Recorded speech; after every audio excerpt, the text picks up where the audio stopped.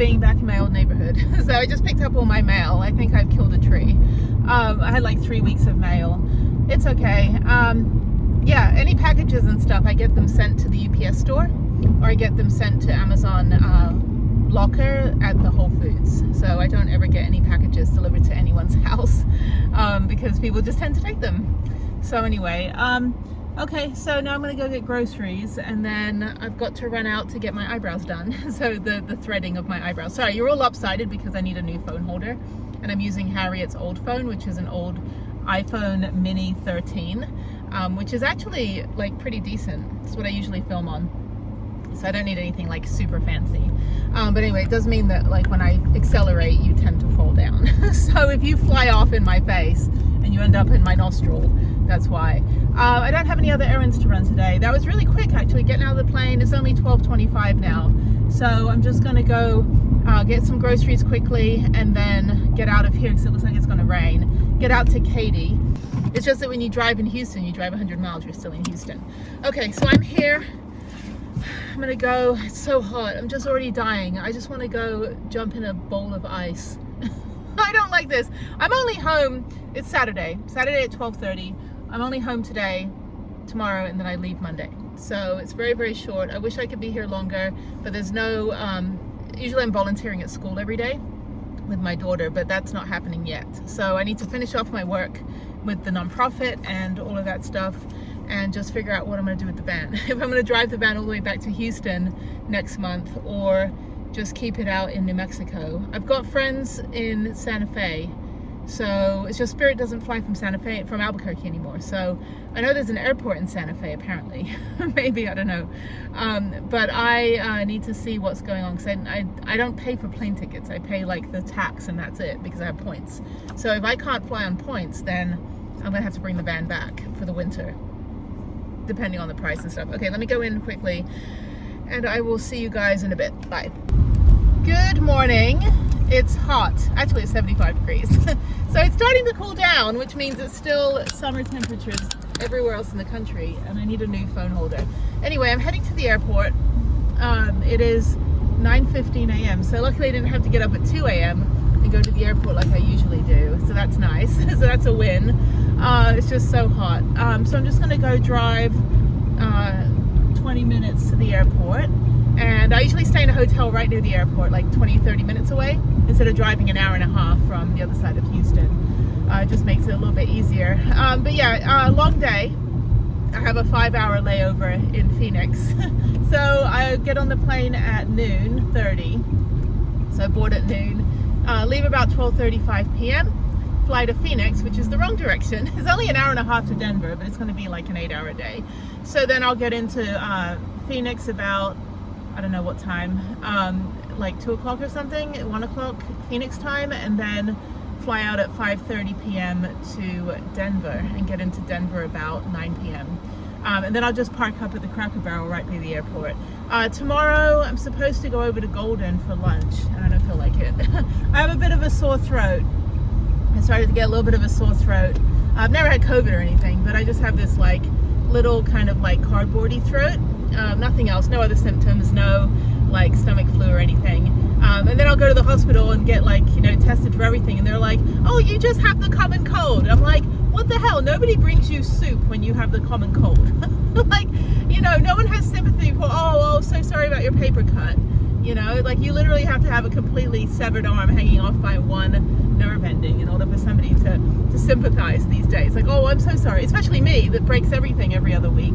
Oh, so sorry. You know, still got the wrist brace working out pretty well. So yeah, I'm able to take it off a few hours a day, but I still can't like move it at all. I mean, even just the slightest movement, it's still, you know, it's a little like stiff and stuff.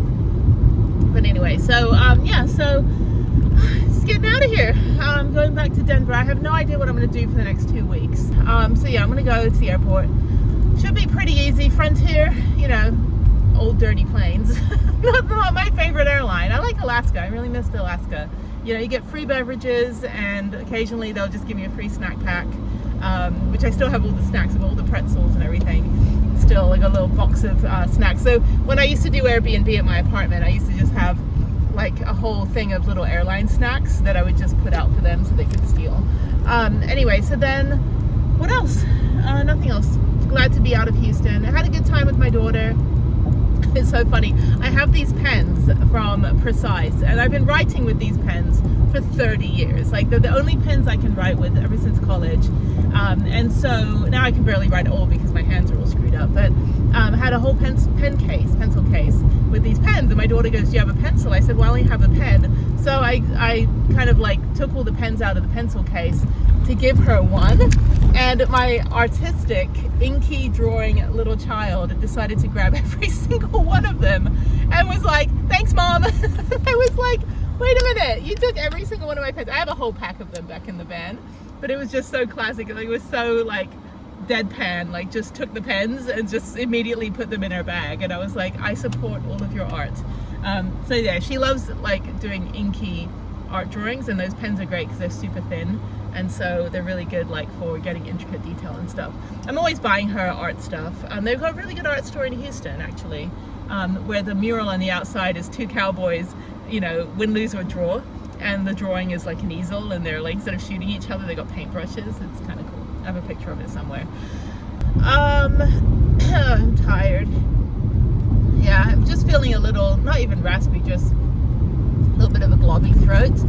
Probably from the kid next to me that was hacking up a lung the whole time on my flight. Yeah, so Frontier, you know, it's the only flight that's under $100 out of like any major city. So the fact that I had to drive from Montana to Colorado in order to take a cheaper flight, yeah, I used money on gas, but it was still cheaper than being in Bozeman. I don't want to be in Bozeman anymore. I honestly, you know, should have just done a month in Bozeman, and then I broke my wrist, but I should have done a month and then left.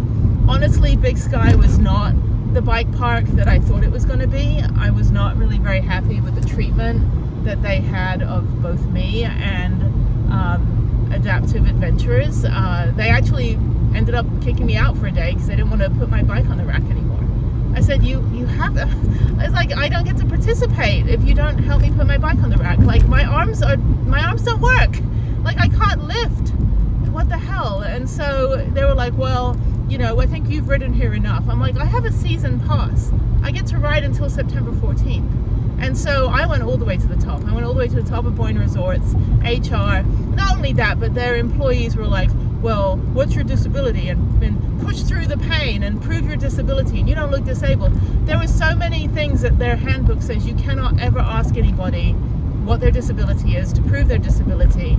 All you have to do is say, what's your accommodation? And there was an adaptive rider there from Eagle Mounts, and Drew, and he was there. He's the one that runs the mountain biking program at Eagle Mount. I never got over to Eagle Mount. I was going to go visit them, and I just got done with Montana. The thing about Bozeman is that Bozeman's full of people that moved away from places like California and, you know, Oregon, all these other places, and they thought they were moving to this perfect utopia where they could set up their perfect world with only people like them.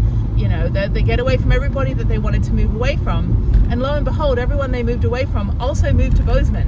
And not only that, you get the infiltration of people from poorer areas of Montana that gravitate to Bozeman for the jobs, because there's so much growth and there's so much construction and service industry.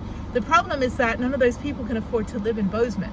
And so you end up getting this really kind of messed up town where you've got the super wealthy that want nothing to do with the middle class. You've got the middle class that are just angry and bitter because they just, you know, their gamble didn't pay off. Now they're living in a place where everyone else is moving to, and they don't get to have their little ski bum town. And then you've got the poorer people that move there because they need the jobs, because there's no jobs in the town they moved from, but they can't afford to pay $2,500 a month for a 2-bedroom apartment. You know, and there's not enough jobs for them to get 2 or 3 jobs. Plus you've got all the Montana State University college kids who are happy working for minimum wage, you know, that don't really need to work as much as somebody that's supporting their entire family, you know, so it's just a big mess. Plus, you know, like the Facebook groups are just angry. Everyone's just constantly like they have a Bozeman's worst drivers or something, and they have just bashing anyone that's from out of state. It's like they don't want tourists. They don't want anyone that has an out-of-state license plate. But these are people that are also from other places, but they moved to this town that they thought was going to be their town, like get out of my town, and everyone else is moving there. And the town is now 50,000 people, and it's just growing and growing. Every year I've been there, the last 3 years I've been there 3 times so far.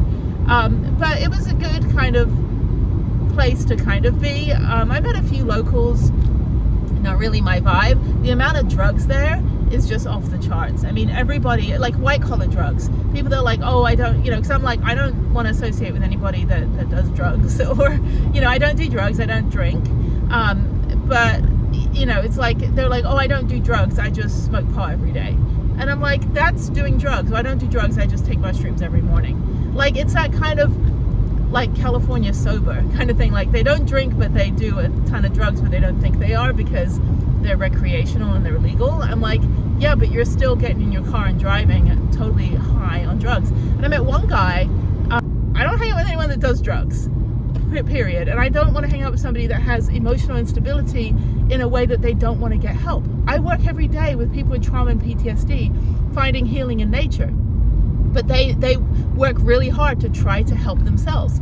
But if you are somebody that doesn't want to help themselves and just wants to project your anger on people, I can't be around that. If you don't want to be part of your solution, okay, and you don't want to have anyone help you, or even have any kind of therapy, because therapy provides clarity. But what I told him, I said, you need to get some help.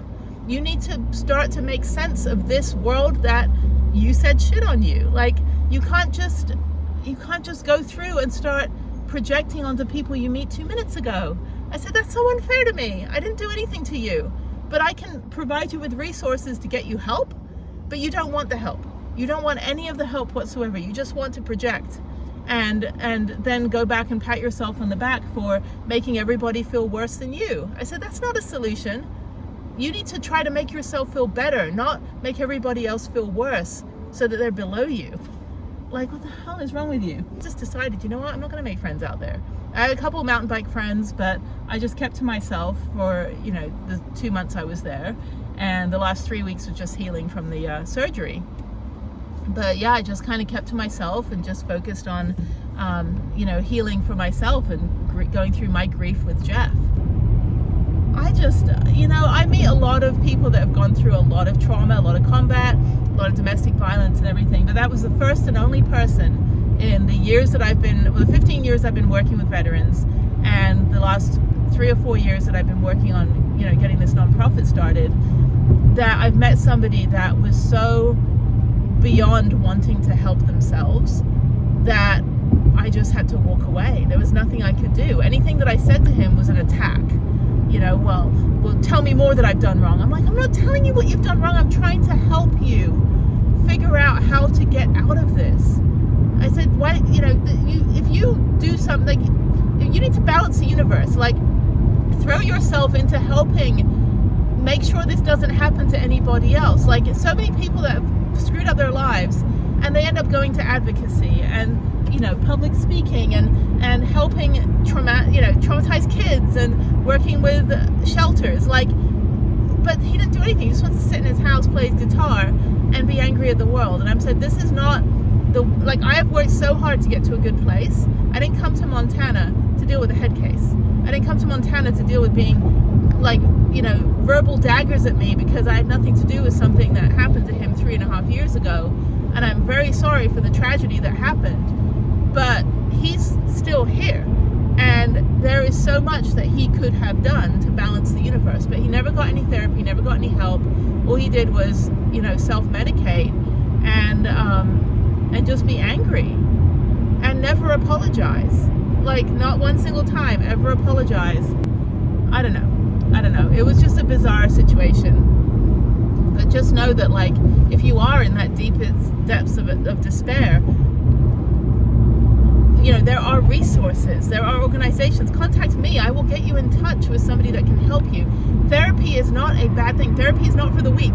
It is fucking hard. And it is there to provide clarity and to make sense of a world that shit on you, that doesn't make any sense.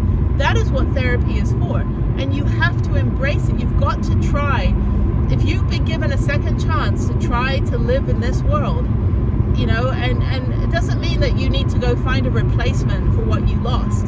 That is not what therapy is about. It's not about being okay with what happened. No, what happened is not okay. What happened to me is not okay. What happened to everybody I work with is not okay. It is okay to say, this is not okay. But I still have to get up and function every day, and I still have to live in a world where I'm surrounded by people that didn't go through this. So how do I command myself? How do I function? How do I present myself? How do I treat other people? That's what therapy does. It provides clarity. It makes a scrambled world linear so that you can function. If you tell me that, you know, you're thinking about that kind of stuff and you haven't tried any other avenue to get help, you just flat out are like, I'm just going to do it, I will make a phone call. And but the fact that you know, that it's a cry for help, and maybe that's the intervention he needed. Maybe he got the help, and this is over like 6 weeks ago, but maybe he got the help that he didn't know he needed, or didn't know that he wanted, or didn't want. You know, maybe there was some sort of intervention, you know, in addition to the police going over there. So I hope that, you know, he's not a bad guy in like personality. He's just in a really, really, really dark place for the last 3 years.